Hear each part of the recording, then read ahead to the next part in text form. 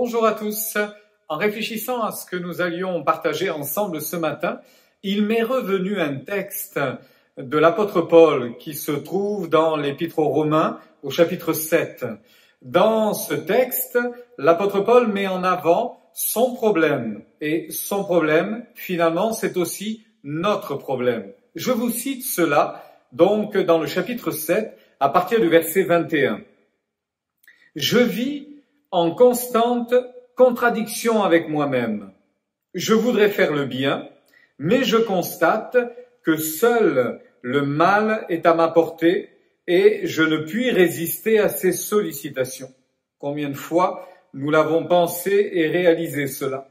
Mon être intérieur adhère de tout cœur à la loi divine et il en approuve joyeusement les exigences. Cependant, je suis bien obligé de constater en mon corps l'empreinte d'une autre loi.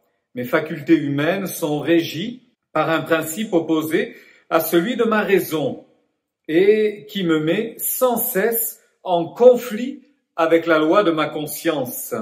Et cette force mauvaise me domine si bien que je me retrouve prisonnier sous la férule du péché qui est à l'œuvre dans mes membres. Quel déchirement terrible, infortuné que je suis, qui me libérera de l'emprise de ma nature pécheresse? Qui affranchira mon corps de l'esclavage des mauvais instincts? N'est-ce pas une problématique à laquelle nous sommes tous confrontés? Quel déchirement terrible, infortuné que je suis!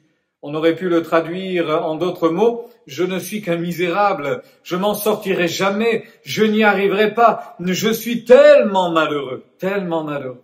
Et ceci, nous l'avons expérimenté, vous et moi, combien de fois, souhaitant faire le bien et n'y arrivant pas, résistant, voulant résister à faire le mal et y succombant régulièrement. C'est terrible tout de même. On pensait être meilleur que cela, on pensait avoir plus de capacités, on pensait avoir grandi dans la vie chrétienne, on pensait être devenu bien plus sage, bien plus sanctifié et de fait moins enclin à faire ce que nous redoutons, ce que nous ne voulons pas. Regardez ce que l'apôtre Paul dit parce que dans le fond, il donne la réponse. Qui va m'affranchir? Qui va me délivrer? Qui va me donner la solution? Dieu merci, dit-il. Il existe une issue. Dieu lui-même m'a délivré par Jésus-Christ notre Seigneur. Alors l'apôtre Paul a posé la question, comment je vais faire? Comment pourrais-je faire? Comment pourrais-je mieux me comporter, mieux parler, mieux agir et finalement être tout simplement à ton image, te refléter, t'être agréable, faire ce que tu attends de moi? Comment ferais-je? Eh bien, il en donne la solution par l'action du Saint-Esprit. Il nous dit que c'est par l'œuvre de Jésus, parce qu'il existe une issue. Dieu lui-même m'a délivré par Jésus-Christ, par l'œuvre accomplie à la croix. Mais souvenez-vous que Jésus dira, il vous est avantageux que je m'en aille, que je retourne au ciel.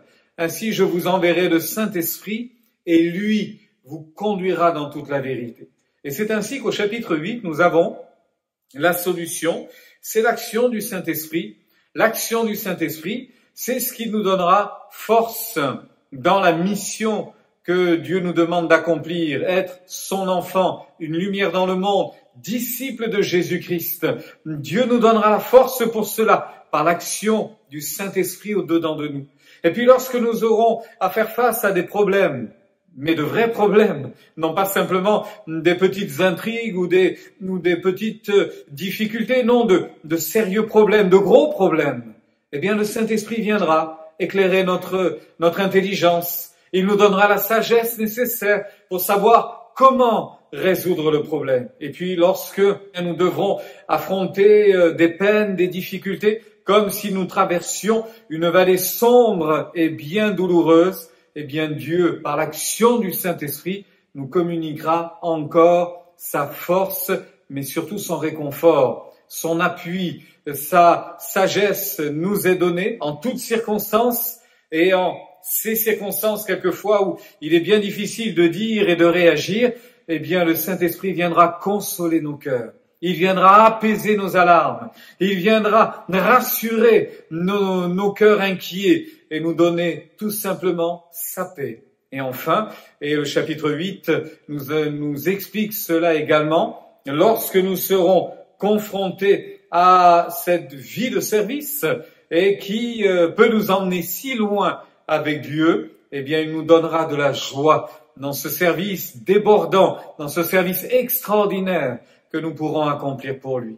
Alors, face à ce problème auquel nous faisons face tous les jours, face à ces questions auxquelles nous aimerions répondre, et quelquefois nous sommes dos au mur en disant « mais je ne suis pas digne, je ne suis plus digne, j'ai mal agi, j'ai mal parlé, je me suis mal comporté ». Et il vous arriverait de dire « mais je n'ai pas de solution, qui me libérera? Comment ferais-je » Eh bien, Dieu merci, il existe une solution.